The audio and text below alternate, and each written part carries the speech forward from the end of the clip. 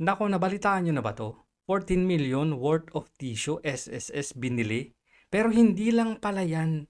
Hindi lang yung tissue na yan ang ang anomalya o irregular dito sa SSS. Grabe, no? Nagpapakahirap ang mga empleyado sa pribado maghulog ng buwanan para meron naman silang kahit papaano tanggaping pension kapag sila ay mga tumanda na. Pero ganito din pala. Grabe. Magugulat kayo dito. Hindi lang yung tissue ang issue dito, no?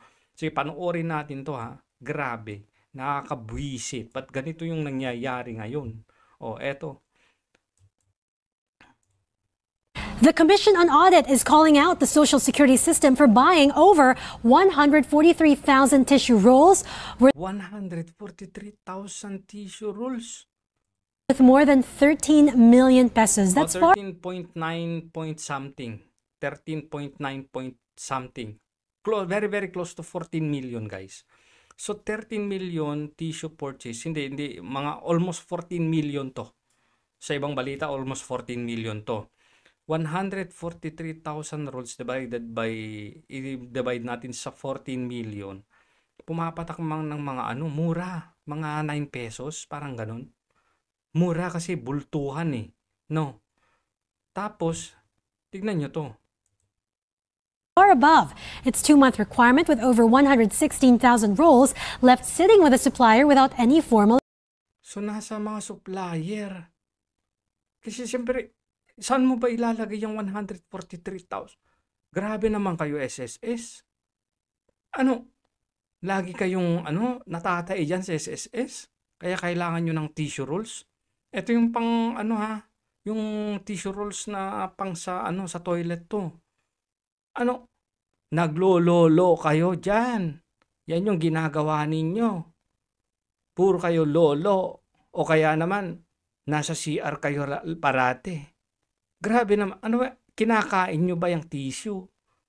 Okay sana kung nagagamit ninyo Pero sabi, naka-imbak lang sa mga supplier Niwala kayong paglagyan Ba't bumili kayo ng ganyang karami? Grabe, mauubo. Apocalypse? Ano ba yan? End of the world na ba? Mas malala pa nung COVID Kasi maalala ko dito sa ibang bansa, grabe, yung tissue paper, yung tissue rolls na yan, nagkakaubusan, guys. Panghugas sa wet po. Hindi naman, mga Pilipino naman kung may bidet dyan, may tabo, pwede naman yun pang sa wet po Unless naglololo kayo dyan. Grabe naman yan. Hirap na hirap yung mga tao magbayad. Tapos ganito lang pala kayo. At tignan nyo to, guys, 333 million prestige awards. Mga awards yan sa mga empleyado nila.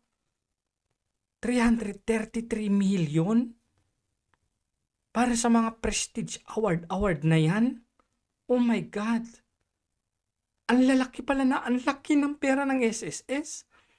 Tapos yung mga pension, tinitipid. Ba't hindi nyo nalang ilagay sa mga members? Mag-award pa kayo. Sumasahod naman na kayo dyan. May bonus naman na kayo pag December. Baka may mid-year bonus pa kayo. Baka may mga allowances pa kayo. Tapos mag-a-award pa kayo. Tapos sinong a-awardan nyo? Yung mga sarili nyo lang din. Ano ba naman yan? 333 million, guys. Grabe naman yan. Ay, nga pala. Na-audit pala to ng COA, no? Buti na lang. Akala ko kasi private to Pero na-audit pala ng COA to. Maganda naman at na-audit pa rin ng COA, no? Grabe. Tapos ito, 24.8 million overpaid to deceased pensioners. Ang ibig sabihin niyang, Gosep, ibig sabihin niyan, yung mga patay na, ay binabayaran pa rin. Sana all. Sinong tumatanggap ng mga to? Ano to? Cash na binibigay? Ano to? Nalalagay sa bangko ng mga patay? O kaya nag-i-issue kayo ng tseke para sa mga patay? Ang tanong dito, paano na encash to? Patay na yung pensioner. 24.8 million, oh. Grabe naman yan. Hindi nyo, hindi nyo nakikita na kapag ka yung pensioner wala na, wala kayong database, hindi nyo nakikita. Saan ba pwedeng mag-ano to? Itap nila yung yung data ng mga namamatay, PSA. Pwede kaya yun? Pero ano din nalilate din kasi yung pag-a-update So, kailangan gumamit na kayo ng, paano ba to, guys? Paano isosolve to? Na pati yung mga namayapa na pala, binabayaran pa rin nila. Sino? Baka naman sinasadya to. Tapos sila din yung nag-e-encash. Baka gumagawa to ng mga authorization letter lang na sinasabi na yung pensioner hindi makapunta sa bangko para mag-encash. 'Di ba? Kasi ang alam ko parang check ito, 'di ba? Parang I don't know, guys. Paano nangyari yan? Tapos ito pa, 3.3 million funeral benefits underpayments. So, sumusobra kayo o binabayaran nyo yung mga namatay na, pero yung mga namatay na magke-claim, hindi nyo nababayaran yung mga funeral benefits nila. Ano ba yan? Uy, ano to? Kailangan ng paliwanag to, SSS. Pag nalaman to ng mga taong nagbabayad, edi mawawalan na naman ng gana tong mga Pilipino na magbayad sa inyo ng premium dyan. Maghuhulog sa SSS buwan-buwan.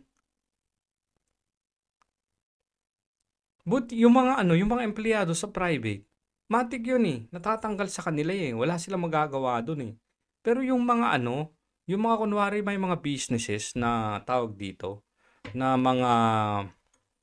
yung mga kunwari, yung may mga sariling karinderya, may mga sariling sari-sari store na kumukuha ng mga lisensya kasi kailangan ng ng dapat bayad kaya sa SSS.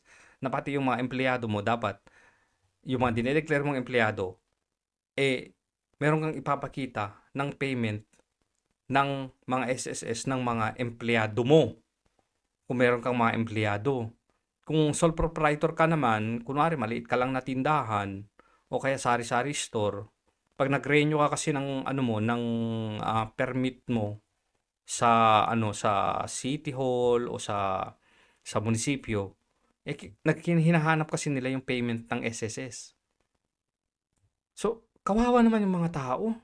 Ano ba yan? Ang dami na nga umaangal na magtataas-taas pa kayo ng mga premiums. Ang dami-dami nyo palang winawaldas na pera. Ano ba yan? Itong 333 million na lang na prestige award. Dapat wala na yan. Ba't hindi nyo na lang ilagay sa mga pensioners nyo yan? Ano ba yan? Waldas pera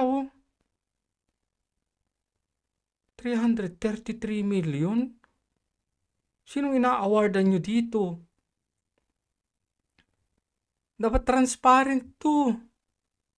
Akala ko PhilHealth lang yung inugag ng gobyerno. Pero itong mga to, sila ang nang-uugag sa SSS. Paano ba pinipili yung dito? Yung mga officers dito, ng mga matataas na officers dito. Dapat magkaroon ng investigasyon to, guys. To? Isa lang sa mas pa. Isa lang to sa sa Senado din. Sa Kongreso. Isa lang nyo. Pera din ng taong bayan to Akala ko yung GSIS nga. 'Di ba? 1 billion ba yon? Yung inilagay sa ano? Sa binili ng stocks doon sa gambling company na milyon-milyon din yung nawala doon. Grabe naman tong mga taong to. Wala kayong awa sa mga ordinaryong mga manggagawa. Grabe naman. Inaasahan to ng mga ng mga ng mga simpleng mamamayan na naghuhulog sa inyo para naman kahit papaano merong tanggapin. Mga OFW, nagbabayad din ng SSS. Paano ba yan? Pag naalaman to, edi mawawalan na naman ng gana. Tapos, aangal kayo na konti na lang yung nagbabayad, wala nang baka mabangkra. Waldas kayo ng waldas, oh. Diyan pa lang sa tissue na yan. Ang ginagawa nyo sa tissue. Grabe naman yan. Oy, imbestigahan nyo to. Imbestigahan to. COA, dapat dikdikin to. Hindi dapat pinatatagal to. Paspasan dapat to. Kasi pera ng mga ordinaryong Pilipino yung nandyan eh. Naligtas natin yung SSS sa pagbibigay ng pondo sa Maharlika Fund. Pero tignan mo naman, no? Grabe naman yan. Pumapalo sa halos 400 million pala tong ba yan?